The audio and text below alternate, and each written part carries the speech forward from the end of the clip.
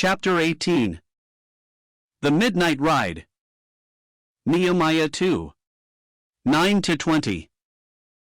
Nehemiah's journey up to Jerusalem differed in many respects from Ezra's great expedition, with a host of emigrants, rich stores, and all the accompaniments of a large caravan.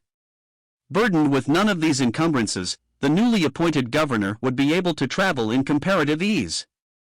Yet while Ezra was ashamed to ask for a military escort to protect his defenseless multitude and the treasures which were only too likely to attract the vulture eyes of roving hordes of Bedouin, because, as he tells us, he feared such a request might be taken as a sign of distrust in his God, Nehemiah accepted a troop of cavalry without any hesitation. This difference, however, does not reflect any discredit on the faith of the younger man. In the first place, his claims on the king were greater than those of Ezra, who would have had to petition for the help of soldiers if he had wanted it, whereas Nehemiah received his bodyguard as a matter of course. Ezra had been a private subject previous to his appointment, and though he had subsequently been endowed with large authority of an indefinite character, that authority was confined to the execution of the Jewish law. It had nothing to do with the general concerns of the Persian government in Syria or Palestine. But Nehemiah came straight from the court, where he had been a favorite servant of the king, and he was now made the official governor of Jerusalem. It was only in accordance with custom that he should have an escort assigned him when he went to take possession of his district. Then, probably to save time, Nehemiah would travel by the perilous desert route through Tadmor, and thus cover the whole journey in about 2 months, a route which Ezra's heavy caravan may have avoided. When he reached Syria, the fierce animosity which had been excited by Ezra's domestic reformation and which therefore had broken out after Ezra's expedition would make it highly dangerous for a Jew who was going to aid the hated citizens of Jerusalem to travel through the mixed population. Nevertheless, after allowing their full weight to these considerations, may we not still detect an interesting trait of the younger man's character in Nehemiah's ready acceptance of the guard with which Ezra had deliberately dispensed? In the eyes of the world, the idealist Ezra must have figured as a most unpractical person. But Nehemiah, a courtier by trade, was evidently well accustomed to affairs. Naturally a cautious man, he was always anxious in his preparations, though no one could blame him for lack of decision or promptness at the moment of action. Now the striking thing about his character in this relation that which lifts it entirely above the level of purely secular prudence is the fact that he closely associated his careful habits with his faith in providence. He would have regarded the rashness which excuses itself on the plea of faith as culpable presumption. His religion was all the more real and thorough because it did not confine itself to unearthly experiences, or refuse to acknowledge the divine in any event that was not visibly miraculous. No man was ever more impressed with the great truth that God was with him. It was this truth, deeply rooted in his heart, that gave him the joy which became the strength, the very inspiration of his life.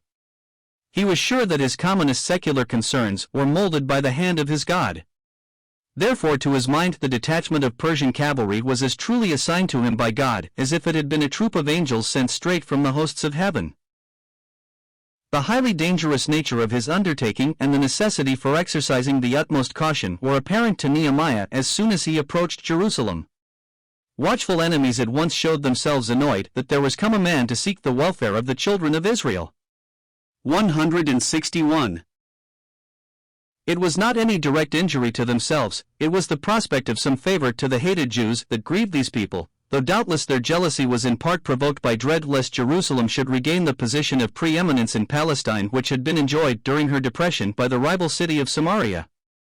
Under these circumstances Nehemiah followed the tactics which he had doubtless learnt during his life among the treacherous intrigues of an Oriental court. He did not at first reveal his plans. He spent 3 days quietly in Jerusalem. Then he took his famous ride round the ruins of the city walls. This was as secret as King Alfred's exploration of the camp of the Danes. Without breathing a word of his intention to the Jews, and taking only a horse or an ass to ride on himself and a small body of trusty attendants on foot, Nehemiah set out on his tour in the dead of night. No doubt the primary purpose of this secrecy was that no suspicion of his design should reach the enemies of the Jews. Had these men suspected it, they would have been beforehand with their plans for frustrating it. Spies and traitors would have been in the field before Nehemiah was prepared to receive them. Emissaries of the enemy would have perverted the minds even of loyal citizens. It would be difficult enough under any circumstances to rouse the dispirited people to undertake a work of great toil and danger. If they were divided in council from the first, it would be hopeless. Moreover, in order to persuade the Jews to fortify their city, Nehemiah must be prepared with a clear and definite proposal. He must be able to show them that he understands exactly in what condition their ruined fortifications are lying. For his personal satisfaction, too, he must see the ruins with his own eyes. Ever since the travelers from Jerusalem who met him at Susa had shocked him with their evil tidings, a vision of the broken walls and charred gates had been before his imagination. Now he would really see the very ruins themselves, and ascertain whether all was as bad as it had been represented.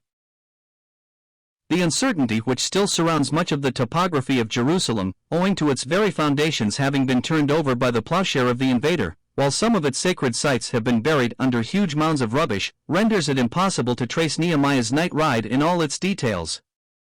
If we are to accept the latest theory, according to which the gorge hitherto regarded as the Tyropaean is really the ancient valley of Hinnom, some other sites will need considerable readjustment.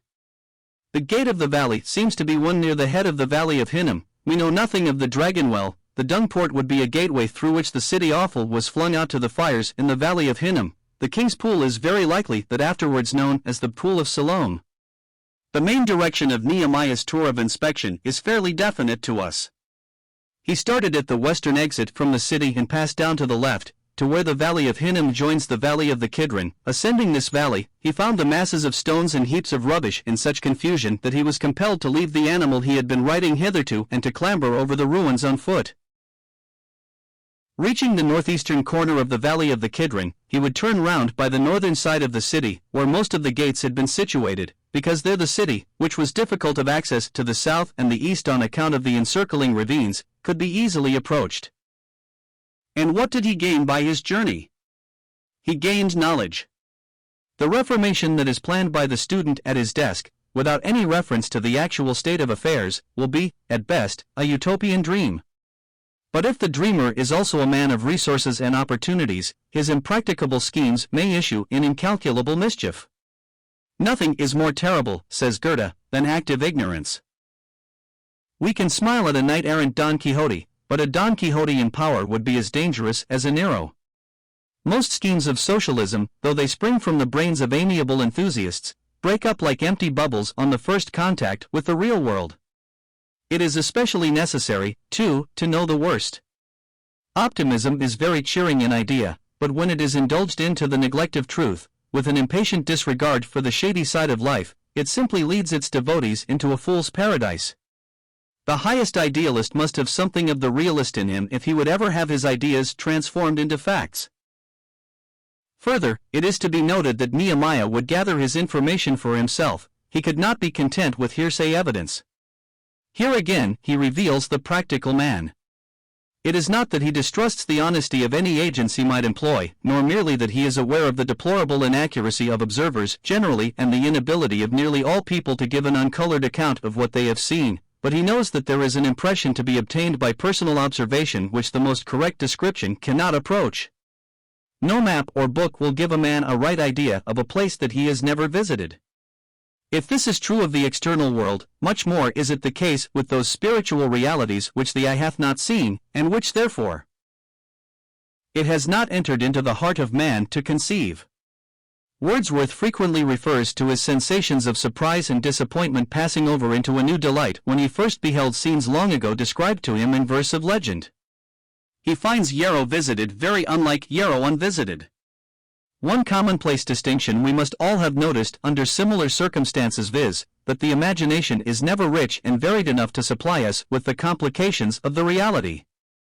Before we have looked at it, our idea of the landscape is too simple, and an invariable impression produced by the actual sight of it is to make us feel how much more elaborate it is. Indeed, a personal investigation of most phenomena reveals an amount of complication previously unsuspected. Where the investigation is, like Nehemiah's, concerned with an evil we propose to attack, the result is that we begin to see that the remedy cannot be so simple as we imagined before we knew all the facts. But the chief effect of Nehemiah's night ride would be to impress him with an overwhelming sense of the desolation of Jerusalem. We may know much by report, but we feel most keenly that of which we have had personal experience. Thus the news of a gigantic cataclysm in China does not affect us with 100th part of the emotion that is excited in us by a simple street accident seen from our own windows. The man whose heart will be moved enough for him to sacrifice himself seriously in relieving misery is he who will first visit the fatherless and widows in their affliction. 162. Then the proof that the impression is deep and real, and not a mere idle sentiment, will be seen in the fact that it prompts action.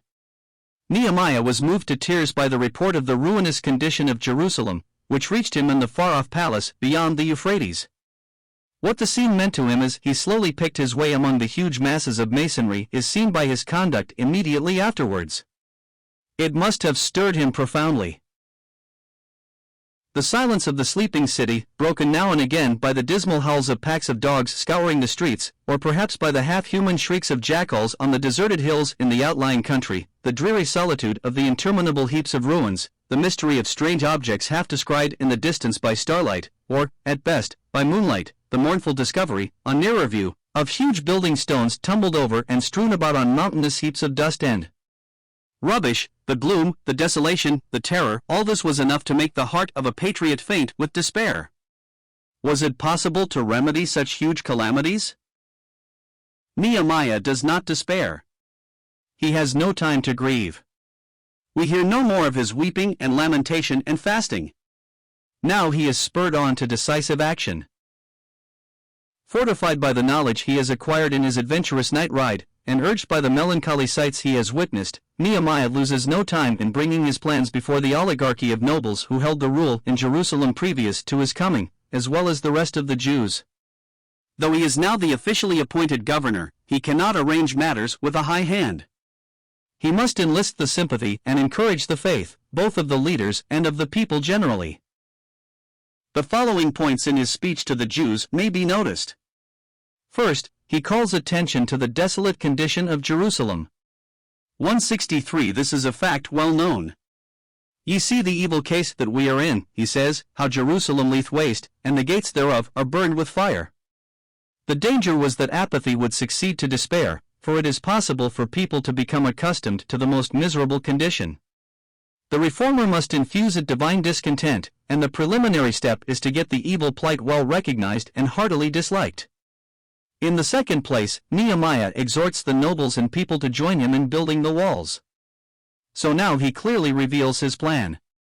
The charm in his utterance here is in the use of the first person plural, not the first person singular. He cannot do the work alone, nor does he wish to, not the second person. Though he is the authoritative governor, he does not enjoin on others a task, the toil and responsibility of which he will not share himself. In the genuine use of this pronoun there lies the secret of all effective exhortation. Next, Nehemiah proceeds to adduce reasons for his appeal. He calls out the sense of patriotic pride in the remark, that we be no more a reproach, and he goes further, for the Jews are the people of God, and for them to fail is for reproach to be cast on the name of God himself. Here is the great religious motive for not permitting the city of God to lie in ruins, as it is today the supreme motive for keeping all taint of dishonor from the Church of Christ. But direct encouragements are needed. A sense of shame may rouse us from our lethargy, and yet in the end it will be depressing if it does not give place to the inspiration of a new hope. Now Nehemiah has two fresh grounds of encouragement. He first names that which he esteems highest, the presence and help of God in his work. I told them, he says, of the hand of my God which was good upon me. How could he despair, even at the spectacle of the ruined walls and gateways, with the consciousness of this great and wonderful truth glowing in his heart? Not that he was a mystic weaving fantastic dreams out of the filmy substance of his own vague feelings. It is true he felt impelled by the strong urging of his patriotism, and he knew that God was in that holy passion. Yet his was an objective mind, and he recognized the hand of God chiefly in external events, in the providence that opens doors and indicates paths, that levels mountains of difficulty and fills up impassable chasms, that even bends the wills of great kings to do its bidding. This action of providence he had himself witnessed. His very presence at Jerusalem was a token of it. He, once a household slave in the jealous seclusion of an oriental palace, was now the governor of Jerusalem, appointed to his post for the express purpose of restoring the miserable city to strength and safety. In all this Nehemiah felt the hand of God upon him. Then it was a gracious and merciful providence that had led him. Therefore he could not but own further that the hand of God was good. He perceived God's work, and that work was to him most wonderfully full of loving kindness. Here indeed was the greatest of all encouragements to proceed. It was well that Nehemiah had the devout insight to perceive it. A less spiritually minded man might have received the marvelous favor without ever discovering the hand from which it came. Following the example of the miserable, worldly Jacob, some of us wake up in our Bethel to exclaim with surprise, "Surely the Lord is in this place, and I knew it not." 164. But even that is better than to slumber on in dull indifference, too dead to recognize the presence that guides and blesses every footstep, provoking the melancholy lamentation, "The ox knoweth his owner, and the ass his master's crib, but Israel doth not know, my people doth not consider." 165. Lastly, Nehemiah not only perceived the hand of God and took courage from his assurance of the fact, he made this glorious fact known to the nobles of Jerusalem in order to rouse their enthusiasm. He had the simplicity of earnestness, the openness of one who forgets self in advocating a great cause. Is not reticence in religion too often a consequence of the habit of turning one's thoughts inward? Such a habit will vanish at the touch of a serious purpose. The man who is in dead earnest has no time to be self-conscious. He does not indulge in sickly reflections on the effect of what he says on other people's opinions about himself. He will not care what they think about him so long as he moves them to do the thing it is laid on his soul to urge upon them. But it is difficult to escape from the selfish subjectivity of modern religion, and recover the grand naturalness of the saints alike of Old and of New Testament times. After this revelation of the divine presence, Nehemiah's second ground of encouragement is of minor interest. It can be but one link in the chain of providential leading. Yet for a man who had not reached his lofty point of view, it would have filled the whole horizon. The king had given permission to the Jews to rebuild the walls, and he had allowed Nehemiah to visit Jerusalem for the very purpose of carrying out the work. This king, Artaxerxes, whose firman had stopped the earlier attempt and even sanctioned the devastating raid of the enemies of the Jews, was now proving himself the friend and champion of Jerusalem. Here was cheering news. It is not surprising that such a powerful appeal as this of Nehemiah's was successful. It was like the magic horn that awoke the inmates of the enchanted castle. The spell was broken. The long, listless torpor of the Jews gave place to hope and energy, and the people braced themselves to commence the work. These Jews who had been so lethargic hitherto were now the very men to undertake it. Nehemiah brought no new laborers, but he brought what was better, the one essential requisite for every great enterprise and inspiration.